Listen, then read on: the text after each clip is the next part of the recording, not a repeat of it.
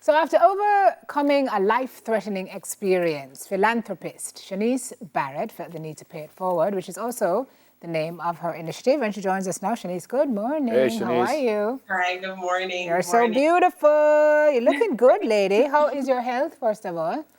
I am well. Okay. Still have slight complications, but I'm well. Tell us about 2016 when you were rushed to the ER. You could not breathe. What was going on? It was 2018. 18. I was at work and I realized I was trying to inhale and I was having real issues and I was having pains, but then instead of going to the ER, I went home, took a pill, got up the following morning, and I realized I could not get up. I could not lay back. I felt my fingers and toes felt cold and it was just ridiculous. So I called my mom and I'm like, I feel like I'm dying because I literally felt like I was dying. And then I was rushed to the ER. At that point, my entire body started to feel cold. And let's just say I went in and I had some tests done. I had the most ridiculous pain, Simone. Like, I gave birth and that did not compare. Wow. I felt like my lung was about to explode. And then they came back and told me that I had pulmonary embolism. So I had 2 clots on my right lung. Wow. You know how that happened? Birth control. Wow. No way. Wow. Well, Sim asked the question already. You said you're fine. You still have some issues, but you will be fine in the long run. I will be fine. I think my body will just have to heal itself eventually. Well, you started that process. You said that process kind of was an epiphany for you, Yeah. right? What did you take away from it? Because I find a lot of people saying the same thing, even after having overcome COVID. Yeah. It's like a light bulb moment, and it says what? Let's just say I had a young child. I was in America. My child was in Jamaica, and it was there was this one night, and I called my aunt and I said to her, I feel like I'm going to die tonight. And she's like, then go to sleep. I'm like, no, I can't go to sleep. And I was just laying there and, all sorts of thoughts started coming. And then I realized I'm so young. And apart from wanting to be home to be with my child, I realized I hadn't done much. That's one of the things that really hit me that night, was where I realized I haven't impacted much. I haven't really done much with my life. So getting over that, I literally prayed that night and I said to God, listen, if I make it through this, I'm definitely going to pay it forward. So here I am. What was the first thing you did in regards to paying it forward? When I came back to Jamaica, well, not against doctor's orders, because I just felt like I needed to be home. And I got home, and that year for Christmas, I realized, shortly before Christmas, I realized I literally had everything I wanted in that moment, was to be home with my daughter.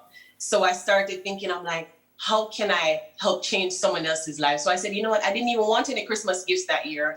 And I said it to my daughter and she was like, yeah, let's do that. I said, you know what? Let me try to, because at that point, ridiculous amount of spending for medical expenses. But I said, I might not have much, but whatever it is that I do have, I wanted to help to make someone else smile. So that's when I started that Christmas in 2018. But you did what? I still want to know what was the first thing. So I reached out to the public and I asked for persons to send in letters of people they know that might really be in need. And so I found this family who had lost everything in a fire in Manchester.